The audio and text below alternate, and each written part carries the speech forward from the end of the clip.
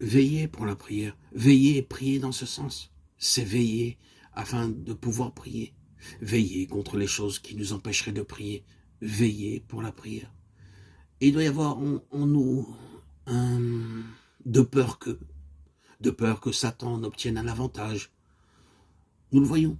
Il doit y avoir de notre part une opposition. Il doit y avoir une résistance. Il nous faut résister aux embûches du diable.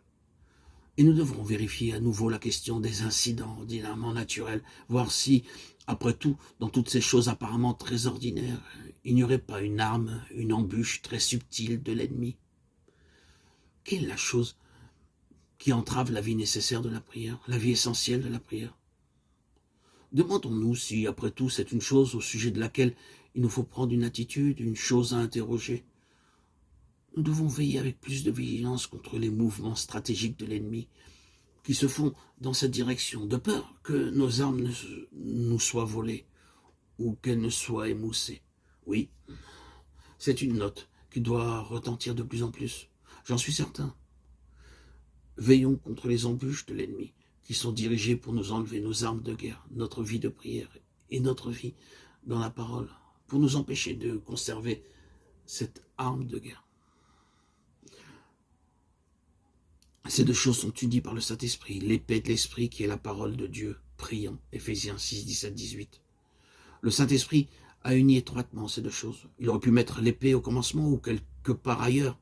Nous pourrions penser qu'en regardant le soldat romain tel qu'il est là, l'apôtre voit la ceinture et l'épée près de la ceinture et qu'il dira, ayant la ceinture de la vérité et l'épée de l'Esprit. Mais non, il prend la ceinture à part de l'épée et continue par les autres parties de la panoplie qui sont protectrices et défensives. Puis il relie les deux parties offensives à la fin, la parole et la prière. Elles sont toutes deux indispensables pour une vie qui non seulement pourra résister et avoir la défensive, mais une vie de victoire, actuelle, triomphante, progressivement agressive.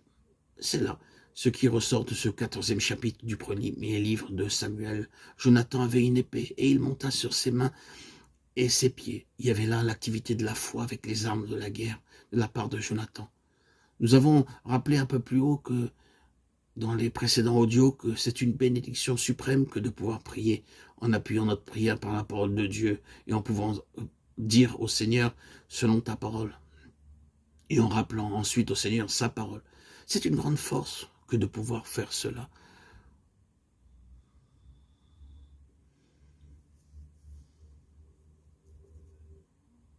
Nous devons donc veiller avec plus de vigilance contre les mouvements stratégiques de l'ennemi, de peur que nos armes ne nous soient volées ou qu'elles ne soient émoussées.